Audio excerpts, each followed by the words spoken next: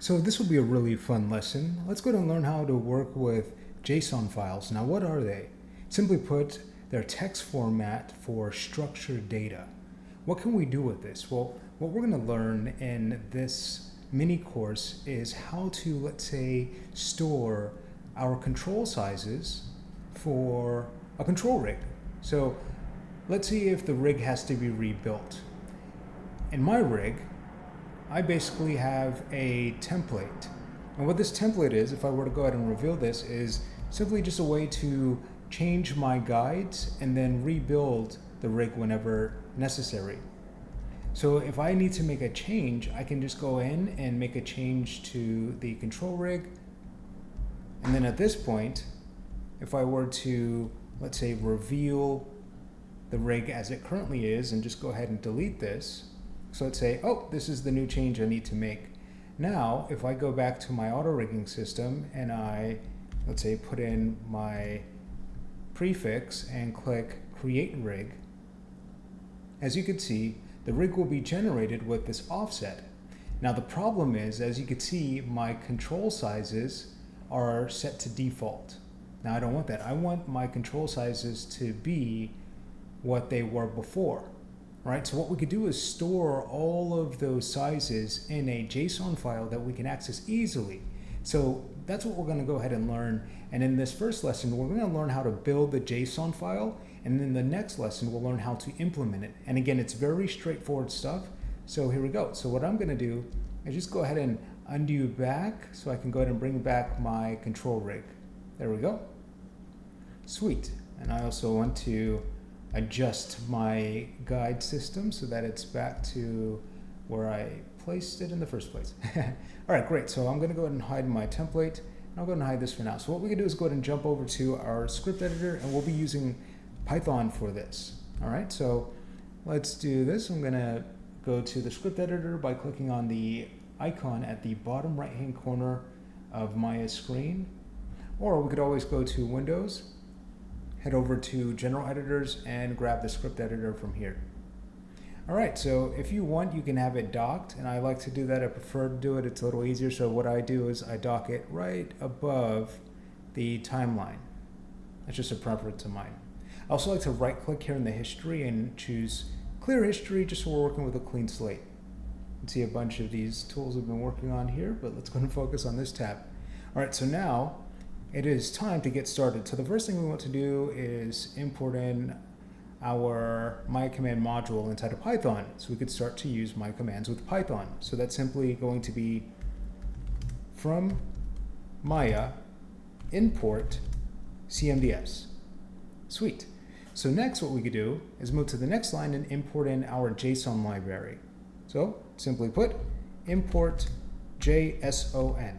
That's it.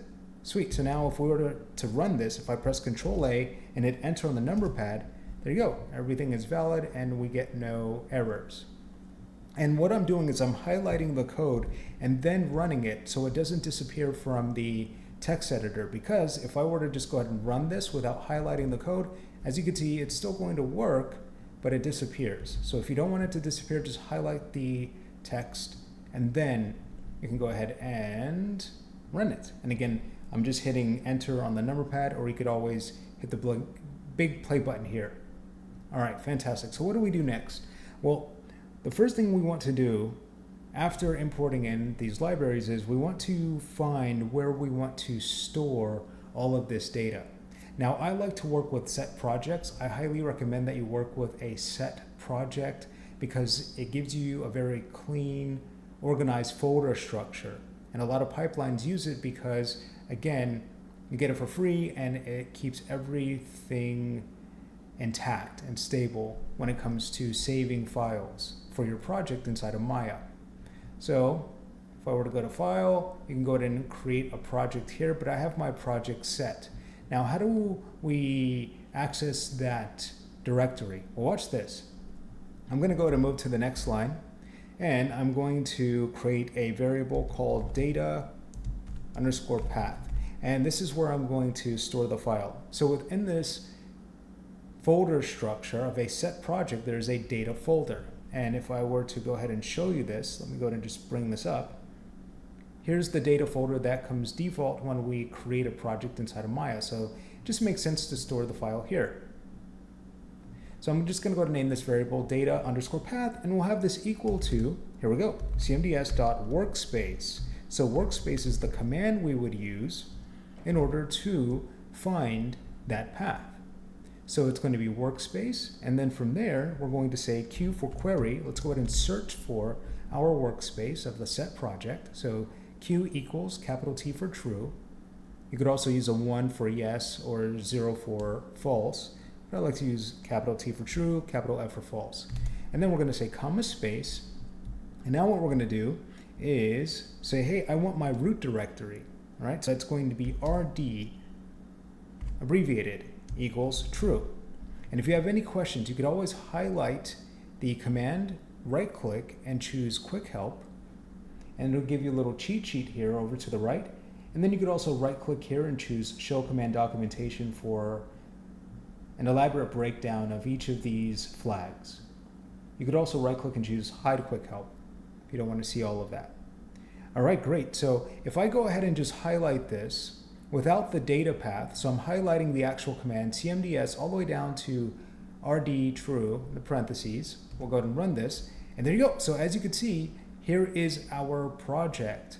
And if I show you this folder again, here we have it, combat. Now we need to get to the data folder here inside of our project directory. So how do we do that? Simply we always need to concatenate if we want to add to our current code so that we can get to the correct path. So in this case, I'm going to go ahead and add an add operator. And then following that, we're going to go ahead and add a set of single quotes. So here we have a concatenation, which is simply put a merge of data here in our code. So we're merging this, our project path, with an appended path that we need in order to get to the data folder, which is simply going to be data, and then we can go ahead and add another /.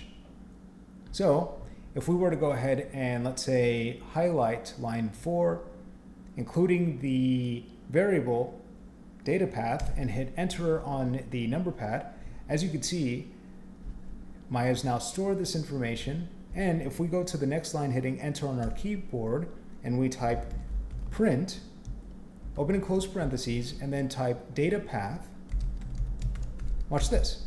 Now, when we run this, as you can see, we have access to the data path. And I'd like to test this just to make sure that this actually exists. Now, there is a way you can create folders. You can use the import OS or operating system module, and then you can use os.mkdir for make directory. You could also list directories and do all sorts of fun things, but I'm not going to do that in this lesson because we already have the folder, so we'll be okay. But if you want more information, just look into import OS to learn how to create folders. You could also use it to remove folders if you'd like to. That's kind of dangerous, right? But now if I go ahead and paste this, as you can see, it gets us to the data path. So that's fantastic. So now that we know this path is working, what we can do next is now basically grab all of our controls. And then once we have all of our controls selected, we'll simply store each radius of each control. Now, with my rig, I have a radius feature. And if you'd like to learn how to build this, I have an auto rigging course for free that you can access on Vimeo, where I walk you through how to create an IKFK blendable rig that is scalable as well. So if you'd like to learn how to build this radius system into your controls, feel free to look at that course. So as you can see, each of these controls has the ability to be resized just in case an animator needs to, just to conveniently select the control. So with that in mind, what we need to do is kind of break down the path to this radius channel. So here we go. I'm going to now go to the next line, and we're basically going to search for all of our controls. Now, it's a good rule to make sure that each of our controls uses some type of key name as a suffix. I like to use a suffix because what we could do is this. We could do a wildcard search. So if we go to our status bar at the top, if it's closed, just go ahead and open it up, and it might look like this, but let's go ahead and switch this to select by name. And now we can use *_anim, and when we hit enter, now only our control objects are highlighted and nothing more. That's why I prefer to use that key name for the controls as the suffix instead of the prefix, because if we use _, and then star, we might be selecting more than just animatable controls. We might be picking up constraints and shape nodes and things like that. That's why I like to use it as the suffix. So now we have only our controls selected. So this is the cool part. How do we add this to Python? Well, it's really simple. All we have to do is this. Let's go into a cmds.select, open and close parentheses. Now the parentheses obviously necessary so we could actually run the command with Python. Now inside of this, here's where we use our wildcard search. We're going to add 2 single quotes. We could also use double quotes as well with Python. I like the flexibility. So since it allows us to use single quotes, I use single quotes. So that's going to be open and close parentheses, and then inside open and close single quotes. And now we can go ahead and add *_anim like this. And if you'd like to zoom into your text, you could hold down Control and scroll forward with the middle mouse button. There we go. So I'm going to scroll forward just so you could see this a little easier. And now we can go ahead and say, hey, I want to just select the controls and nothing else. So after the last single quote, we'll add a comma space to separate this from the flag we'll add to force our selection by using R, which stands for replace. So whatever we have selected, replace it with this wildcard. And now you'll see that if I go to run this on line 6, it'll select all of those controls. And here we have feedback, a list of everything we have selected, anything with that naming convention. All right, sweet. So now that we have all of these selected, let's go ahead and store this in a variable. So simple to do with Maya, that's going to be ctrls for controls, our new variable, and we'll have this equal to cmds.ls, and then sl equals true. So ls lists everything inside of Maya, and then sl is a way to get to our selection. And just to make sure we're getting transform nodes, meaning anything that can translate, rotate, and scale. So the transform node is, again, all of the nodes that you would actually animate that can translate, rotate, and scale, which are our control objects, right? What we'll do is go ahead and add another flag to this. So that's going to be comma space, and we'll say type equals transform. Fantastic. Now, if you're ever wondering what the transform node is, or if an object is a transform node, you could do this. So I'm going to go to select one of the controls and press the F key. And it's a good idea to do this. If you go to display, let's make sure shape is on so you can actually see what's happening under the hood. So if I go and expand this control, as you can see, whenever we select an object, default in Maya, we're actually grabbing the transform node, and then the shape node is the visual display of the object. So again, whenever we select an object, we're actually grabbing the transform node, and then the shape node is nested underneath the transform node. So if I go and turn off shape nodes, it's kind of misleading because it looks like we're grabbing the shape node. That's a good idea to make sure that this is on, like so.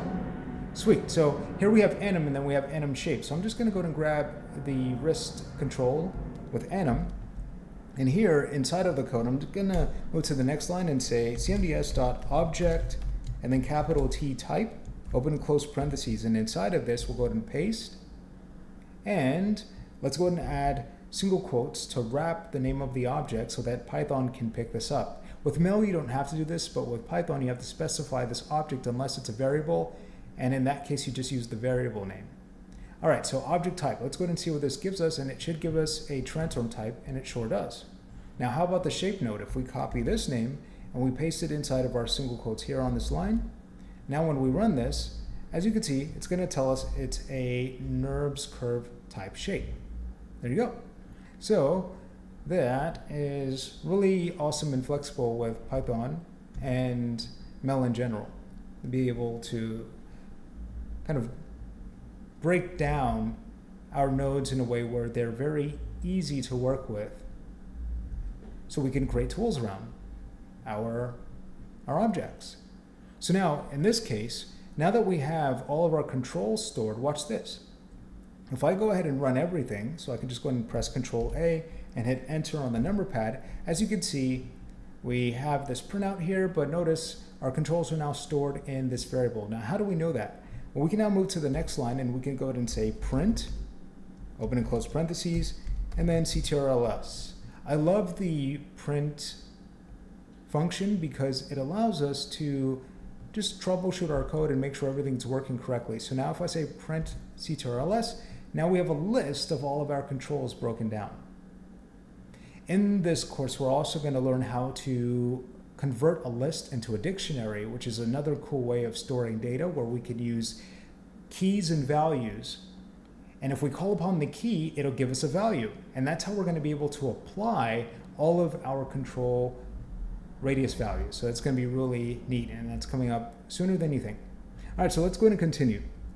I'm just going to go ahead and get rid of line 8. And now that we have all of our controls stored, let's go ahead and do this. Let's say we create an empty list. So a variable with an empty list, because we'll be able to append to this. And what we're going to add to this is simply the data that stores our control object, the radius channel, and then it's also going to store the value of each radius. All right, so we're just about ready to do that. Let's go ahead and get to it. We're going to do this. We're going to say ctrl underscore rad underscore JSON, and that is going to be our variable name. And when we have this set to an empty list, meaning just put an equal operator and then an open and close bracket, now nothing is stored inside and we could start to add to this container. All right, so it's basically time to do that. Let's go to move to the next line and we'll be done before you know it. So the next line, we will create a for loop so we can iterate through each of our controls, and for each of the controls, we'll grab the radius and then the radius value.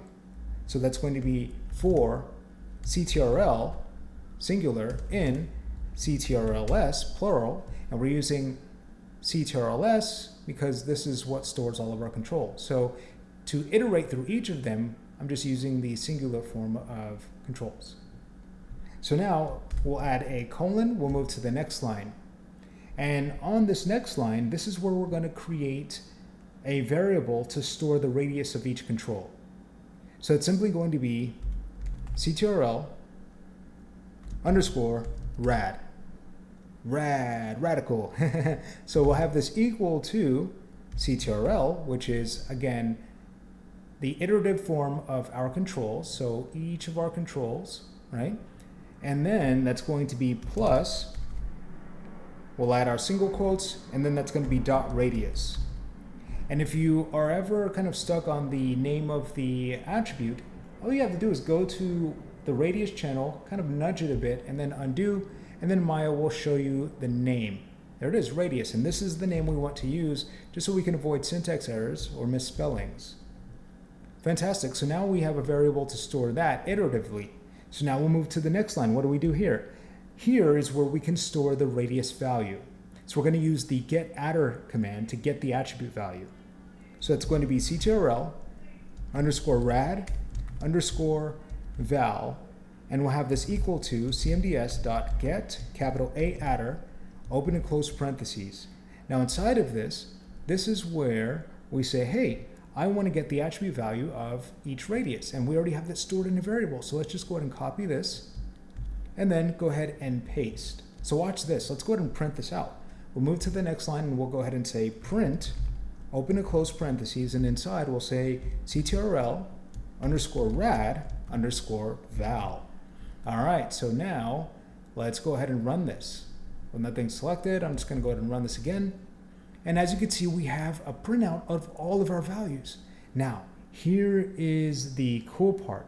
We can create another variable to store the control and then each value, each radius value of the control. So I'm just going to remove this print line here, and let's make sure we're under the indent that's necessary with Python when setting up for loops, condition statements, you get it. So we need to make sure that we have the proper indent. So if you ever lose your indent, you can just hit the tab key and you'll get back to it. And if you have any subindents, you just have to follow that format. So let's do this. Let's go ahead and create a variable, and we'll name it ctrl underscore rad underscore data. And we'll have this equal to a list. So it's going to be open and close parentheses. Now inside of this list, we're going to store the control plus radius. So basically the path to the radius channel, which is this. So control rad, let's copy that and paste. Now how do we store the value? Simple, comma, space. We'll say comma, space, and now we'll go ahead and take control rad val, and then we'll paste that inside. There we go. So watch this. Let's go ahead and print control rad data. So it's going to be print, and you'll see we'll be done with this shortly. That's going to be control rad data. I'm going to go ahead and copy this. I'm going to go ahead and paste and watch. So now let's do this. I'm going to clear out the history here, right click and choose clear history at the top. Now let's go ahead and run what we currently have. Control A, hit enter on the number pad. You could also use control enter on the keyboard or use the big play button. But there you go, watch that. Look at this. Now we have our controls and the value, the radius of each of these. So what can we do with this? Because currently this is a list, but what we want is a dictionary so that inside of our JSON file, we'll be able to say, hey, whenever you find the name of the control, use that key to trigger the value. And that's how we'll be able to be consistent and find the right value for each control. So let me show you this. If I go ahead and go back to line 13 here and say, I want to find the type that this variable is, I can simply go ahead and type and then wrap control rad data in another set of parentheses. So here we have a parentheses for print, and then we have a parentheses set for the type that this is. I'm now going to right click and choose clear history and run this again. And as you can see, it's giving us a type list. But what we need this to be is a dictionary again, so we can use the key, which would be the name of the control and radius, to grab the radius value inside of our JSON file. So I'll show you how to convert that. It's very simple to do that, which is lovely. All right, sweet. So now that we've got this working, let's go ahead and move to the next line. And what we'll do here is we're basically going to now append this data to our empty list so that we can extract it from the for loop and then create a dictionary from it. And then we'll be able to set up a JSON file to export. And then we'll be done with this step. And then the last step will be to apply the values. So let's go ahead and get to it. What we'll do now is basically take the empty list here, which is outside of the for loop, control rad JSON, copy, and then paste, and making sure we're still under the indent, we'll say dot append, open and close parentheses. Now inside of this is where we basically, again, extract the data or append it to our empty list. So all we need to do is go ahead and copy control rad data, and then we can go ahead and paste that inside. Fantastic. So here's the cool part about all of this. Now, if we come outside of this and we go ahead and press Shift Tab to exit the for loop. So I'm just using Shift Tab to remove the indent so we're outside of the for loop. Now what we can do is this. We can go ahead and say, let's go ahead and print control rad JSON. So I'm just going to go ahead and copy this. And now we can go to line 15. In my case, I'm going to go ahead and say print, and then open and close parentheses, and inside we're going to go ahead and paste. Now let's go ahead and run this. So when we run it, as you can see, now we have a list of our controls, the radius of each control, and then the value stored. Lovely. So you can see what the append method does. It allows us to extract data from, let's say, this type of code block, in this case a for loop, so that we can use it later on, in this case for our JSON file, which we're about ready to do. Now, how do we convert this to a dictionary instead of a list? Super simple. Let's go ahead and move to the next line, and we'll simply go ahead and say, let's go to this variable. I'm going to go ahead and copy this and then paste. And we're going to go ahead and reuse it, which is something I really love about Python. We can reuse the variables, just be very careful because it is very flexible. So we have to have a level of maturity when using Python because it is very convenient, but you can overwrite data if you're not careful. But in this case, it just makes sense to reuse this because I really like this variable name for the data we're trying to store and save into a JSON file. So it's going to be control rad JSON again, and we'll have this equal to the method dict, so dict for dictionary, and we'll have this then set to an open and close parentheses. So that's dictionary, open and close parentheses, and then inside of this we simply use the same variable control rad JSON. So we'll go ahead and paste that inside of the dictionary method. And now let's go ahead and print the same variable again. So I'm just going to take it from line 15, and then I'm going to go ahead and paste that on line 17. If I go ahead and now run this, watch this. As you can see, now we're dealing with a dictionary, which is essentially the format stored inside of our JSON file. And this is wonderful because it'll be very easy for us to basically search out all of our controls and then find the radius value of each of them by simply calling upon the key, which is the control name and its radius path. Awesome. So now that we've converted it to a dictionary, guess what? We're basically ready to store this in a JSON file. So let's go ahead and do this. And it's very simple to do so. All we need to do is use the function with open. So we'll use with open to save the file and then to load the file. So it's going to be with space open, open and close parentheses. And in this case, we now need to create a name for the file as well as the path to where the file will be saved.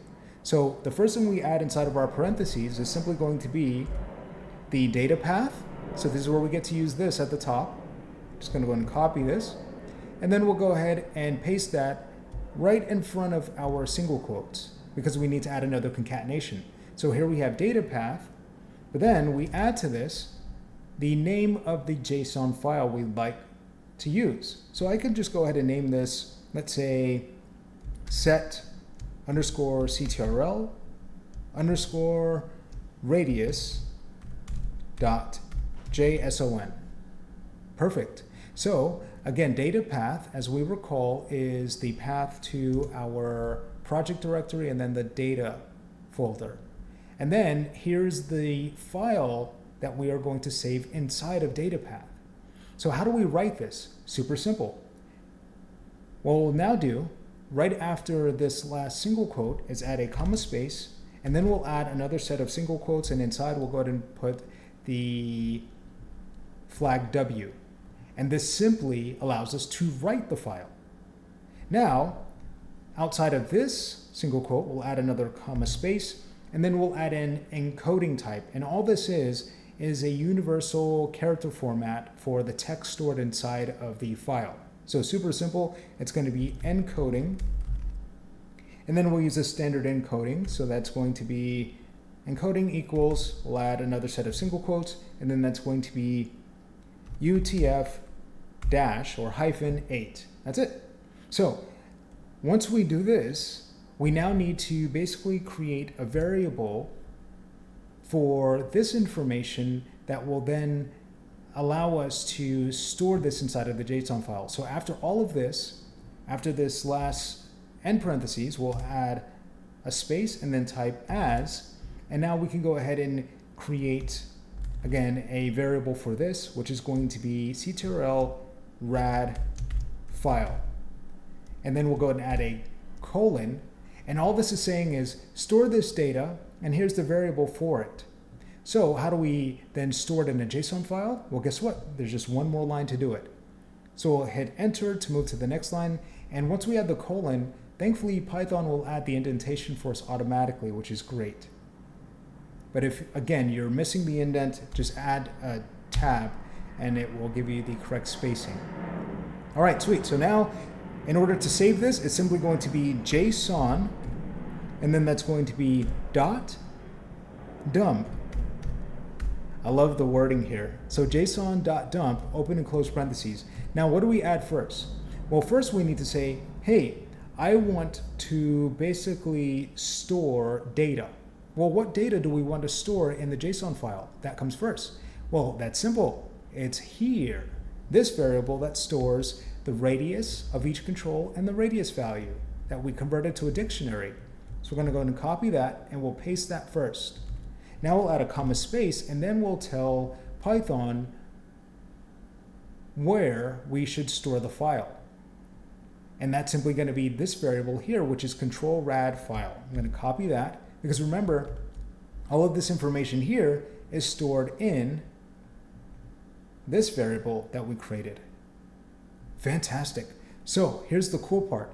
Now when we go ahead and run all of this, so I'll press Control A, hit enter on the number pad, as you can see, everything is now stored.